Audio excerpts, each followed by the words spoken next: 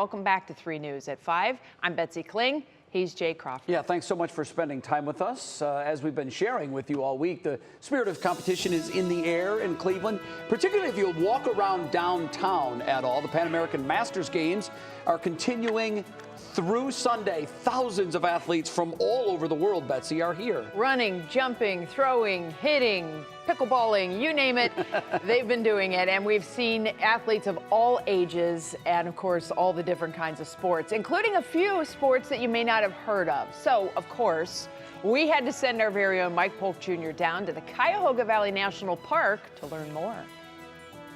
Elite challengers from across the Americas have gathered in Cleveland to vie for supremacy in a variety of athletic competitions. The Pan American Masters Games feature all the classic sports, like tennis, baseball, basketball, and reading maps and doing math while running through the woods. It's called Orienteering, and it's certainly one of the more unique official sports of the Games. But what exactly am I supposed to be doing here?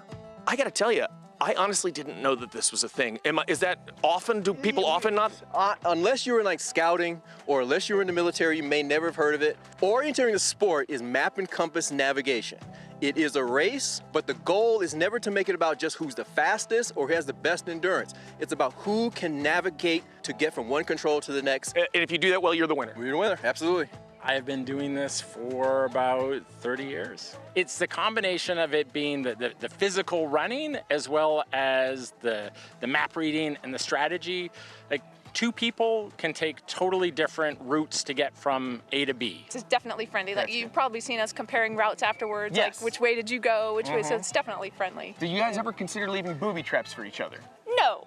All right. No, I'm just throwing some ideas out. Yeah, some of the parts of the country we hear from people who want to start clubs, but they do not have the richness of our metro park. That makes a huge difference.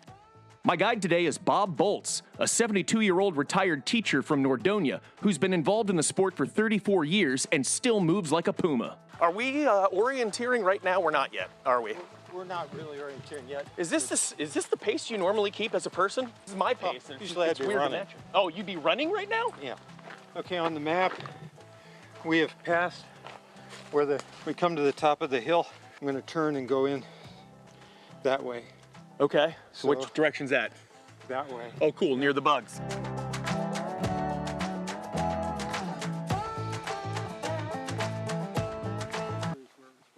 Oh, right here? Yeah. Somebody already got the flag and cleaned it up before we did. Yep. But, oh well. Well, that was it, though. It would have been here and we would have found it. Yeah. High five. From a spectator perspective, it just kind of looks like people running through the woods trying to escape a non-existent bear. But these athletes don't seem particularly concerned about appearances or fanfare. Oh, sure, the accolades are nice, but it's pretty clear that the real payoff is the chance to gather with a bunch of fellow map-savvy nature lovers to spend some time running through the woods together. This is Mike, desperately trying to keep up with a septuagenarian for 3 News.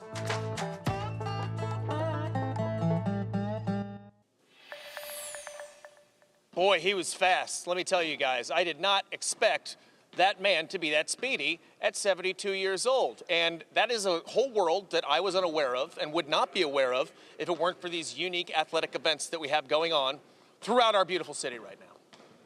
It's incredible. I'm wondering, as I'm looking at you, is microphone balancing a competition here in these Pan Am Games? Very cash reporting here. You're doing it very well.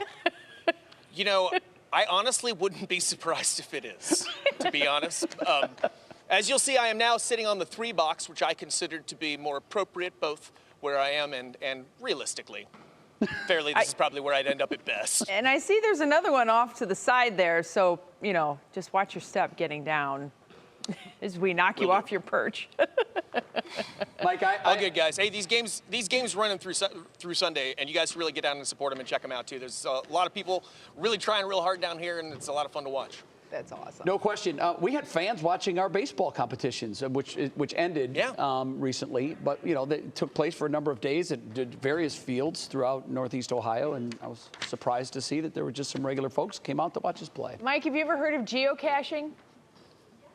No, I haven't. Is that a competition that's going on later after this? It's like a little treasure hunt. We'll have to get you. Oh, okay. We'll get you hooked up with geocaching. It's very fun, great family thing to do. All right, good. And I think, All right. Mike, you get prizes as you go along. We'll put it that way.